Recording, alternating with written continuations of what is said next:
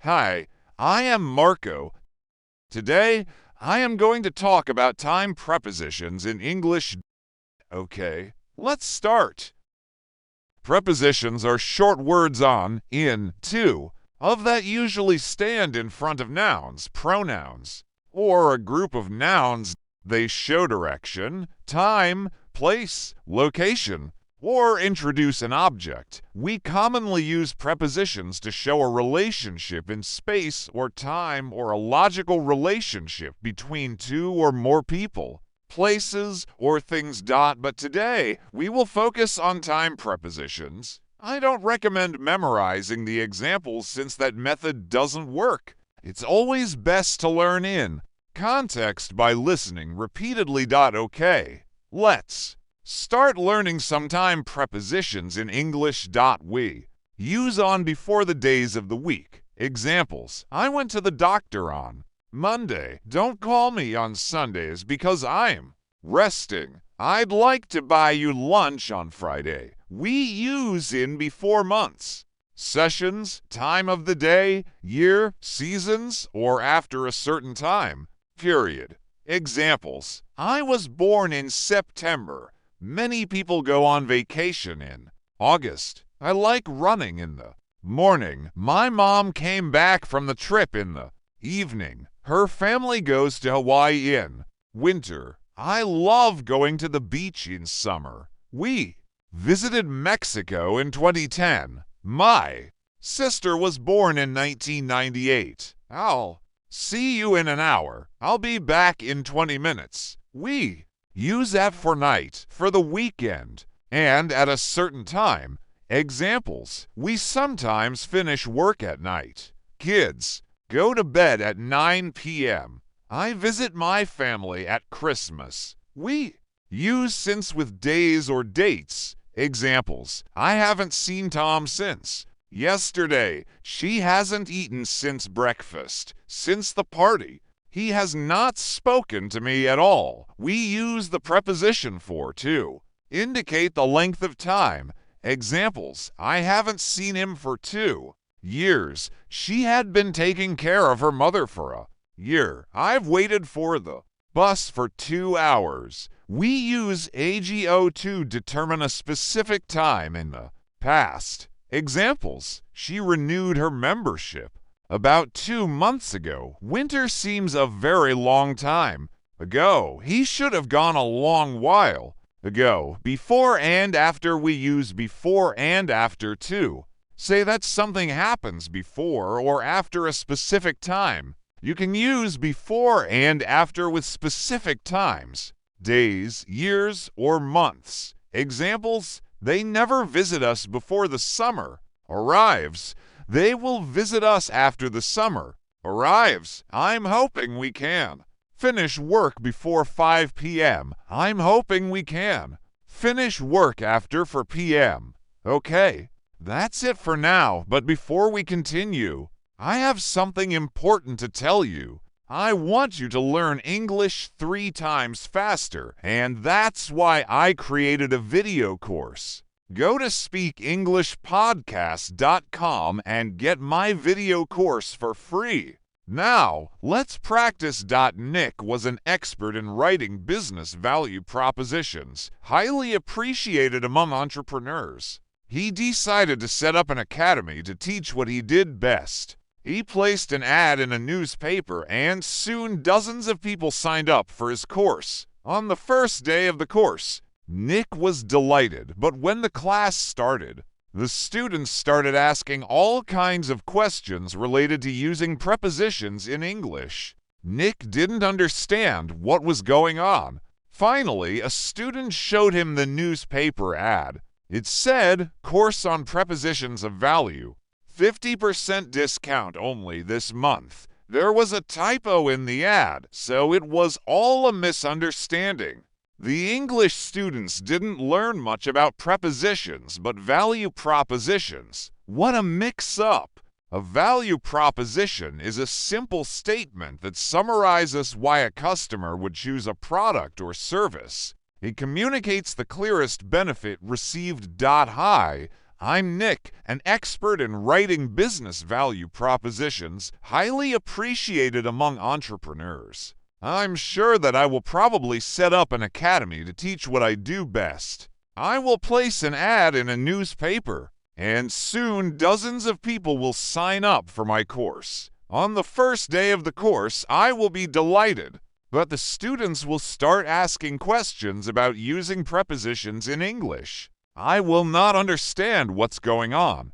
Finally, someone will show me the newspaper ad. It will say, Course on Prepositions of Value, 50% discount only this month. There will be a typo in the ad, so it will all be a misunderstanding. The English students won't learn much about prepositions, but value propositions.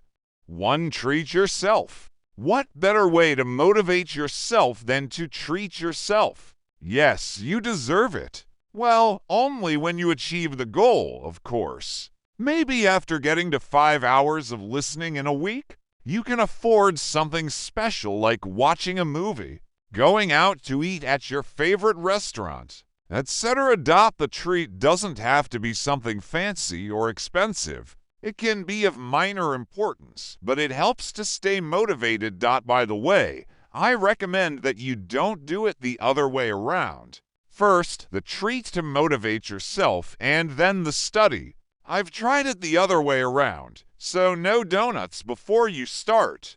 To create a routine. As human beings, we like routines. That is, we like to do the same things repeatedly because what the brain does is automate many of our behaviors. Suppose you make yourself a cup of coffee every day. You can take the opportunity to put on your headphones and listen to a few minutes of an English lesson. Soon, you will associate making coffee with listening to English. It sounds silly, but it works. They say that to establish a routine, you need about 21 days. That is about 3 weeks. Although the exact number of days is not important, we can draw the following conclusion. To create a routine, you need little time. So, you can consider creating a specific routine to listen to at certain times of the day. 3. Keeping track of the time you are listening. Although everyone is different, many people like to keep track of the number of hours they listen to when learning English. This gives you a sense of progress in your learning and informs you when you are not doing well. So, you could write down the time you spend listening and add it up by weeks and also months. This way, you can project how much time you will spend listening in a year, make averages, etc., and you don't have to be precise. It doesn't matter if you listen for 55 minutes or a little over an hour. Just write down an hour and that's it. Oh, and why don't you share this with someone else who is learning English? Imagine going for coffee and talking about how your week went, how many hours you listened, if it was difficult, etc. This way, you can motivate each other and set common goals. Well, I hope I have helped you with these new reflections. 1. Look for situations with few distractions. If there's one thing I'm guilty of, it's spending too much time on the internet. I have the lousy excuse that I do it to get inspired to make new episodes of the podcast. As I say, it's a lousy excuse. Ideally, you want to be in a situation with few distractions, but sometimes that's difficult because we always carry our cell phones with us. In my case, I have found a good solution: walking. When you move, it becomes uncomfortable to look at your cell phone, so it's a good option to be able to listen to something without getting distracted. You just let yourself go while listening to your English lessons. Also, when you move, more blood gets to your brain, and it stays more active. So, I recommend that you find an activity or situation where the level of distraction is low to spend more time listening. Maybe you can take long walks while listening to your lessons. Point 2. Try the 1-minute challenge. I'll tell you a secret. Often, I don't do things because I think it's going to take me too long. It's something I need to get better at. For example, lately, I've been reading on and off. Recently, I was waiting for a friend in a coffee shop. I knew she could arrive at any moment. Psychologically, I figured it's not worth starting to read. She'd be here any minute. So, even though I had my Kindle with me, I didn't read anything and spent my time browsing social media. My friend was about 10 minutes late. If I had started reading, I could have read a few pages. So, here's what I suggest. Try listening to some English content for just 1 minute. You only have to listen for 60 seconds. Then you can stop if you want. The best thing is that many times you will continue listening. 3. Change the mindset from sprint to marathon. Finally, it is vital to understand that learning English takes time, even with the best techniques and materials. Therefore, we must change from sprint, which suggests a lot of effort and intensity, to something calmer and more sustained, a marathon. It's about finding the right pace that will allow us to continue for many weeks. It's not about running a lot initially only to be exhausted soon after, but the other way around. Start calmly and find the right rhythm and routines. The results will come. But your brain needs some time to assimilate what you learn. Well, I hope I've helped you with these reflections, and of course, also with English. I have something important to tell you. I want you to learn English 3 times faster, and that's why I created a video course. Go to speakenglishpodcast.com and get my video course for free. Mia was a very determined young woman. She was determined to learn English. She loved coffee, and to motivate herself, Mia thought it would be a great idea to have a cup of coffee for every hour of English audio that she listened to. That way, Mia could associate coffee with studying English. Mia was drinking teacups of coffee when she had insomnia. She couldn't sleep after drinking so much coffee. So, Mia replaced the coffee with herbal teas so she wouldn't drink so much caffeine and could sleep at night. After this change, Mia no longer had insomnia, but she had to go to the bathroom all the time because these infusions were diuretics. Mia and Olivia were roommates. They were both very determined.